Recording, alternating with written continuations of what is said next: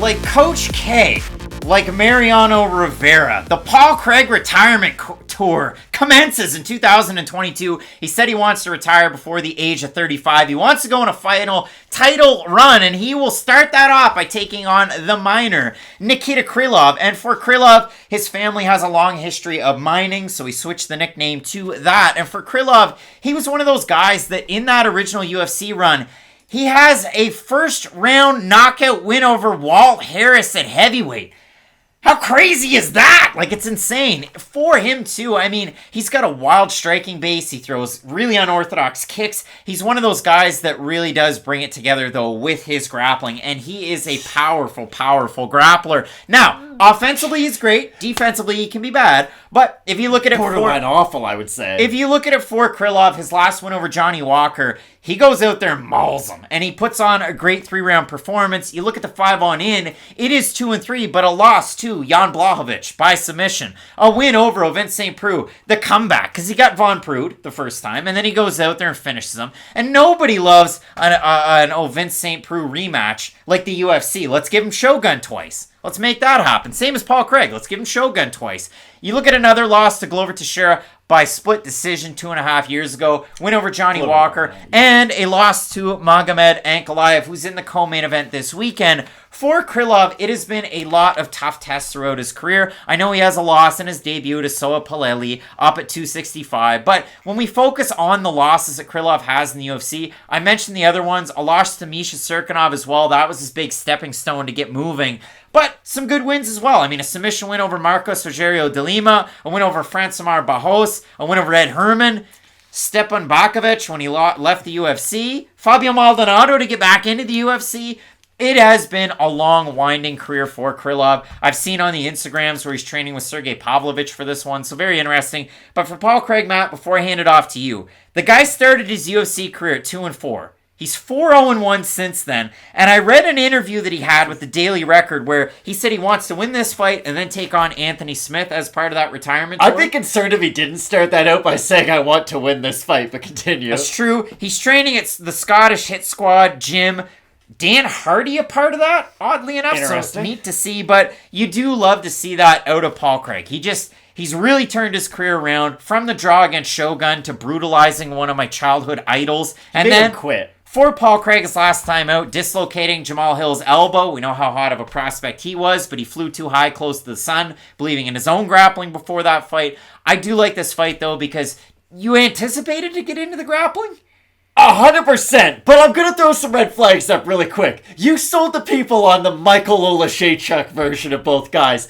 There's a lot of negatives that we should probably get to about both of these fighters, because there's a way that you can describe Nikita Krylov where he does sound amazing with his striking and with his grappling. There's another world, though, where he's not very good in either one of those areas, and Krylov is a really interesting fighter because offensively he is so dynamic, but defensively he leaves so much to be desired, and it really is interesting when it comes to the grappling, too, because normally, if you're just good at grappling, you're good at grappling across the board, especially when it comes to submissions and jiu-jitsu. You find less people who struggle offensively and defensively with their jiu-jitsu than you would someone with wrestling. There's a ton of fighters who are very good offensively with their wrestling, but they struggle defensively with it. Normally in jiu-jitsu, you just sort of excel in grappling in total, like Paul Craig does, for instance. But with Krylov, he has these weird sort of bouts of inactivity almost on the mat where I don't want to say it's a low fight IQ thing because he has a lot of wins by submission too, but he almost gets lackadaisical in some positions, and when you're fighting a guy like Paul Craig, that's the last thing you want to be. Like, Paul Craig, again, is he a good striker?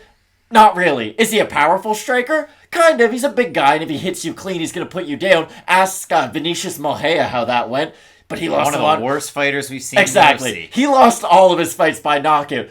But the thing about Paul Craig is, and I'll touch on this really quick, it sucks that he's going to retire by 35 when it feels like he's starting to get into a rhythm right now. Because you're right, he went from fighting Shogun to a draw, and then fighting Shogun to where they didn't even look like they belonged in the same cage together. He made a legendary striker tap due to strikes. He did. A legendary grappler, too, in Brazil, Craig. That's enough. But We can't disrespect Shogun that bad on this channel.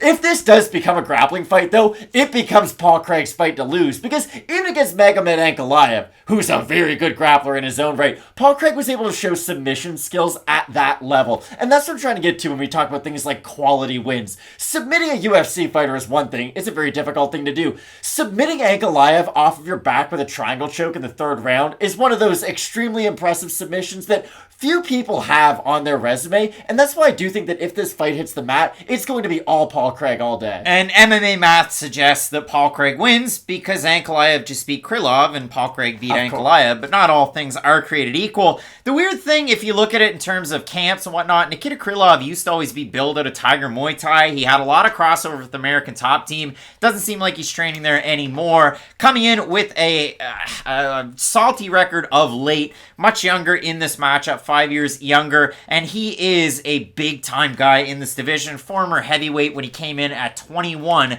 making that UFC debut all those years ago. So if we look at the odds for this one, Krylov opened an average plus 134 on best fight odds. He's minus 176 right now. Paul Craig opened a minus 155. He is a plus 143. Nikita Krylov, the biggest mover and shaker on this card so far at a 58% clip. If we have a look at the Topology votes, going to be a surprise to us, they are to you, but I'm not going to say over-under. I just want to see these.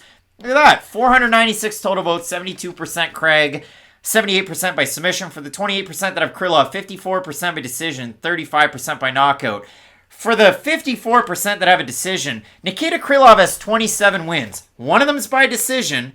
It's against Johnny Walker, and it's a second to last fight. Kind of crazy that he only has one decision win. So I look at this fight as Paul Craig just continues to really refine the things that he's already good at. His takedown attempts can be a little wonky. He baits you into some of these grappling exchanges. He could very well do that this weekend. Matt, I love the fight. I think style for style, these guys are a lot of fun. Who do you have in this one? Paul Craig to me is like Brook Lopez. Now, I know Brook Lopez hasn't played this year. He had back surgery before the season. He was a big part of the Bucks finals run. A lot of people don't give him the credit for it. Big Brook Lopez guy over here. But he knows what he's good at, and he just does it. He can block shots. He can shoot the long ball. He's got some nice post moves. But now that he doesn't have to be the superstar, he can just focus on his strengths and not on everything that is in the game of basketball. That's kind of Paul Craig. He knows he's not a good striker, so he doesn't try to strike with guys. He realizes where his avenues are to win an MMA fight, and that's what I like out of Craig, because the thing about Krylov is, do I like his striking more than Paul Craig's? Of course I do. Do I like, and this is going to sound wild,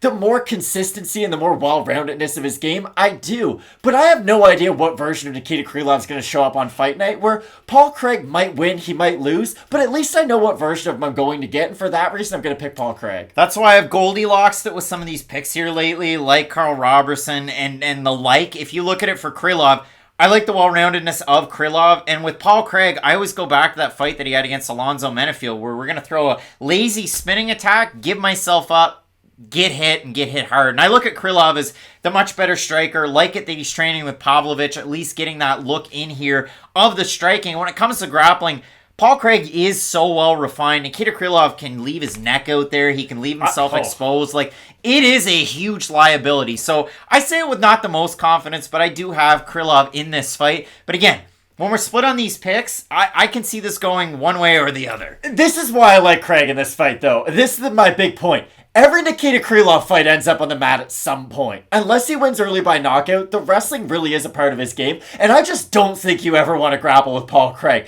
There are so many other things in the world of MMA that are better ideas to do than grapple with Paul Craig. Well, like buying $35 t-shirts at events. Exactly. Like, did you see those, cushion pillow things that they were selling for, $60 on UFC? Just don't go to the UFC store. It gets upsetting very fast. What I'm trying to say, though, is Krylov does find himself grappling at some point throughout the majority of his fights, and I just look at Paul Craig as the type of fighter that you don't ever want to mix in your grappling with. I have 7 of those pillows on order, so wow. I take offense to that. But no, we're split on the pick in this one. I've got Krylov to get the win. Matt going with Paul Craig. It should be an interesting fight nonetheless, and you let us know down below in the comments section who you have in this fight, and the rest of them, it is a big-time card. Coming up from London, Aspinall taking on Volkov in the main event. Keep it locked in with Fight Night picks, and as we always say, let's get into it.